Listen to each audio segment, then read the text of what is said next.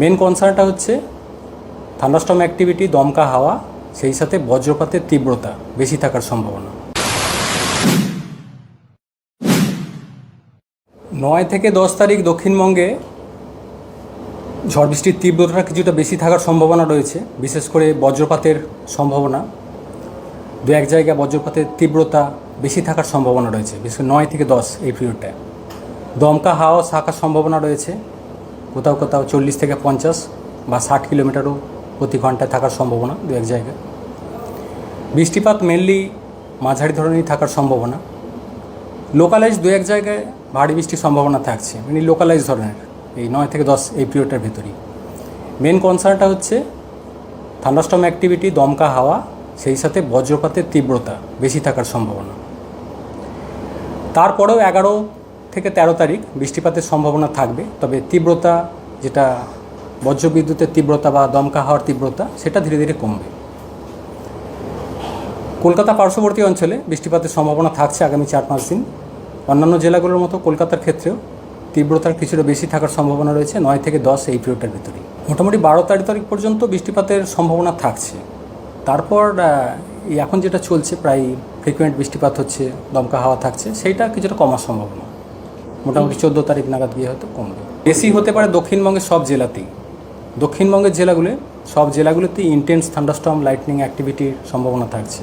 আজকে বিশেষ করে হয়তো পূর্ব পশ্চিম বর্ধমান, নদিয়া এই সাইডটায় তীব্রতা বেশি থাকার সম্ভাবনা। দক্ষিণবঙ্গের সব জেলাতেই ইন্টেন্স থান্ডারস্টর্মের সম্ভাবনা থাকছে, বজ্রবিদ্যুতের সম্ভাবনা, বিশেষ করে 9 থেকে 10 এই পিরিয়ড। ভারী বৃষ্টি লোকালাইজড দু এক জায়গায় থাকার সম্ভাবনা রয়েছে এই পিরিয়ডটা।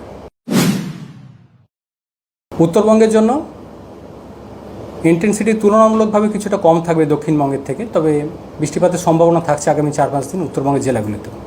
দমকা হাওয়া থাকার সম্ভাবনা মেনলি 30 থেকে 40 কিলোমিটার প্রতি ঘন্টায়। কিছুটা বেশি থাকবে দক্ষিণবঙ্গের সংলগ্ন জেলাগুলি রয়েছে, অর্থাৎ মালদা, দক্ষিণ দিনাজপুর, উত্তর দিনাজপুর এই সাইডটা। তাপমাত্রার উল্লেখযোগ্য খুব একটা পরিবর্তন থাকবে না আগামী 4-5 দিন। তারপর আস্তে আস্তে বৃষ্টিটা যখন কমে যাবে, বৃষ্টিটা বন্ধ হয়ে গেলে তারপর তাপমাত্রা আবার কিছুটা বাড়বে। একটানা একটা লম্বা স্পেল চলছিল আমাদের হিটওয়েভের, গরম ছিল, তো অ্যাটমসফিয়ারিক ইনস্টেবিলিটি অনেক বেশি ছিল। সেই সাথে এখন যেটা হয়েছে, চেঞ্জ হয়েছে প্যাটার্ন, উইন্ড প্যাটার্ন চেঞ্জ হয়েছে। বঙ্গোপসাগর থেকে জলীয়বাষ্পের প্রবেশ অনেক বেড়েছে।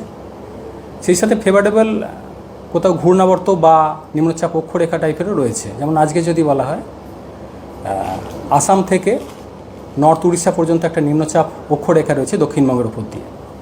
তো মেনলি এই ধরনের সিস্টেম কিছু থাকছে, জলীয়বাষ্পের প্রবেশও বেশি থাকছে। এই কারণে এই ধরনের এই অ্যাক্টিভিটি, থান্ডারস্টর্ম অ্যাক্টিভিটি এখন চলছে। কলকাতার ক্ষেত্রে সম্ভাবনা থাকছে বৃষ্টিপাতের, মেনলি তীব্রতা বেশি থাকবে 9 থেকে 10-এর মধ্যে। দমকা হাওয়া, বজ্রবিদ্যুৎ সহ বৃষ্টিপাতের সম্ভাবনা থাকছে। প্রিয় দর্শক, আরও নিত্য নতুন ভিডিওর আপডেট পাওয়ার জন্য আমাদের ইউটিউব চ্যানেলটিকে লাইক, কমেন্ট, শেয়ার এবং সাবস্ক্রাইব করুন।